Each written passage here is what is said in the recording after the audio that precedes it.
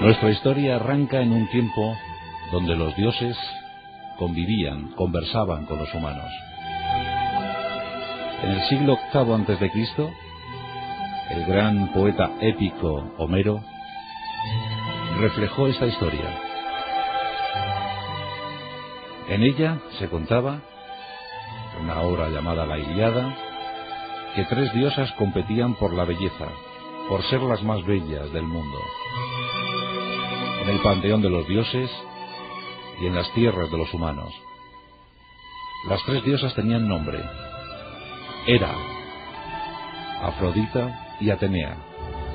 Las tres pugnaban por ser las más bellas, pero querían la opinión de un humano, y en consecuencia eligieron a Paris, uno de los 50 hijos del gran rey, del legendario rey Príamo, el rey de Troya.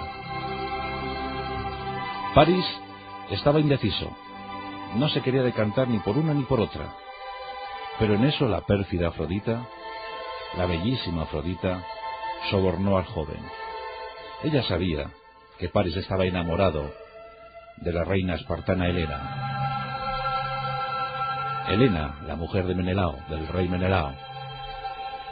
Afrodita le dijo: si me eliges a mí, conseguiré el amor eterno de Helena hacia ti. Mis poderes lo harán factible. Paris eligió a Afrodita, y Afrodita cumplió su palabra. Helena quedó subyugada por la imagen de Paris, aquel joven tan bellísimo, tan bello, educado como pastor, pero con sangre real. Helena se enamoró de Paris, y los dos escaparon, y se fueron a buscar refugio a la tierra natal, a la ciudad fortificada de Troya. Menelao, enojado, convocó a las ciudades griegas. Había que declarar la guerra a Troya, aquella ciudad infame que estaba albergando a la supuestamente secuestrada Helena, que ya no era Helena de Esparta, sino Helena de Troya. Se creó una flota potente, jamás vista, 1200 naves. En ellas 100.000 griegos, de toda procedencia. Dirigiendo la expedición, el rey Agamenón, hermano de Menelao. Comenzaba la guerra de Troya, una guerra que duraría 10 años, y que Homero reflejó con minuciosidad en sus poemas épicos, la Ilíada y la Odisea. Los mejores guerreros de Grecia viajaban en esa expedición. Ahí estaba el incomparable Aquiles, invencible, aunque con un punto débil en su talón. Pero otros viajaban junto a él, y todos decididos a arrasar Troya. En Troya, además del rey Príamo, esperaban Paris, Helena y Héctor, el formidable príncipe Héctor. La resistencia sería tenaz. Aguantarían durante años las embestidas de los griegos.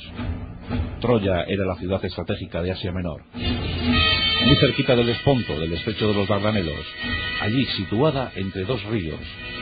Allí esperaba y aguantó 10 años. Pero finalmente, una treta del gran guerrero Ulises, el mítico, el legendario Ulises, provocó el desastre.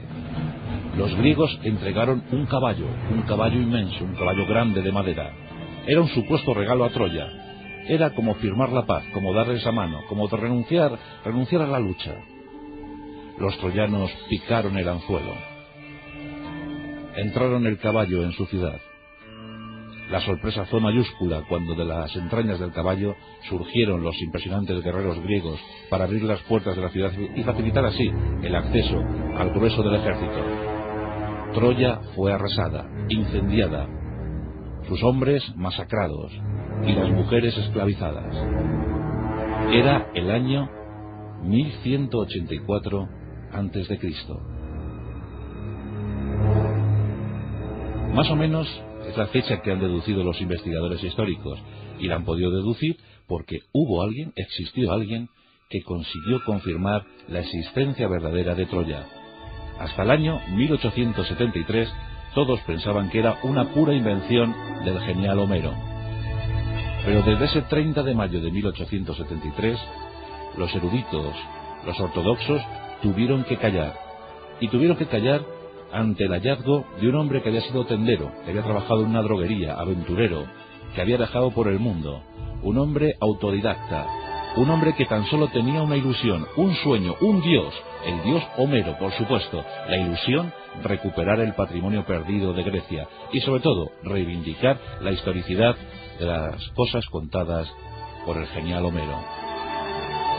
Heinrich Julius Schliemann, arqueólogo aficionado, hombre genial, mente lúcida y desde luego gran personaje de la historia. Desde que él se lanzó a la aventura de recuperar a Homero y a la Grecia de aquellos años, todos sabemos que hace 3000 años hubo una Grecia micénica y que hubo una Grecia minoica y que antes de esa edad oscura que dejó casi desolada a Europa y al mundo conocido, pues que existieron civilizaciones florecientes, las primeras cunas, las primeras culturas europeas. Todo eso gracias a Schliemann. Hoy contamos brevemente la historia de aquella épica.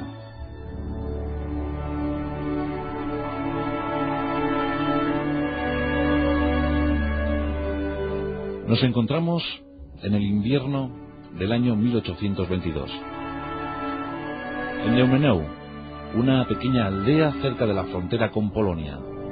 Estamos en Alemania. Es el 6 de enero de 1822.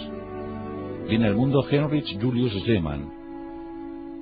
Es uno más de los 6 hermanos que tiene un matrimonio compuesto por una mujer pues dócil, una mujer enfermiza y el párroco de la localidad, un pastor protestante, borrachín, mujeriego, juerguista, pero eso sí, interesado por la cultura.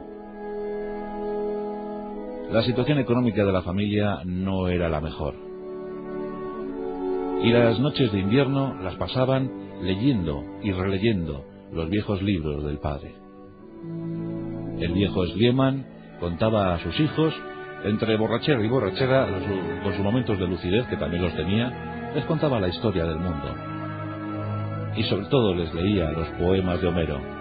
La Ilíada y la Odisea eran los libros de referencia para aquella familia, la familia Schliemann. Y Heinrich estaba fascinado por Homero. Lo que contaban en la Ilíada, la lejana ciudad de Troya, Helena, los guerreros, la mitología griega. Cuando tenía 7 años, Heinrich recibe un regalo que le va a cambiar la vida. Su padre le regala un libro de historia universal. Rápidamente, tenía la referencia de Homero, busca las páginas dedicadas a Grecia y contempla fascinado una imagen. Es Troya, pero Troya ardiendo. Rápidamente, Heinrich decide, si el señor que ha dibujado esto sabe cómo ardió Troya, supongo que Troya existió. Su padre intentó quitarle la idea, dijo que Troya era una invención de Homero y poco más, que así lo decían los eruditos, los expertos, los historiadores. Pero Heinrich tenía imaginación. Heinrich quería seguir soñando y pensaba que Troya existió, era su Troya, era su aventura, era su momento, era su único lugar. Ambicionaba ir algún día a Grecia. Empezó a estudiar y era un espléndido estudiante, pero las situaciones precarias, su madre había fallecido, el padre fue desposeído de su cargo por juerguista y mujeriego, obligaron a Heinrich a ponerse a trabajar. Tuvo que dejar los estudios y en 1833 empezó a trabajar como aprendiz de droguero. Entró en una droguería y allí pasó sus años de adolescencia. En ese tiempo tenía una novia, se llamaba Mina, su gran amor. Soñaba con ser rico para sorprender a Mina, para deslumbrarla. Algún día haré fortuna y volveré a por ti. Heinrich un buen día, su salud era muy endeble, era un chico enfermizo. Colocando unas cajas, se chocó con una de ellas. Esa caja se le cayó encima, le golpeó el pecho y eso provocó que escupiera sangre. Heinrich supo en ese momento que su vida como tendero había terminado. Reunió lo poco que tenía, vendió su reloj, el reloj que le había regalado su padre, y se alistó, se apuntó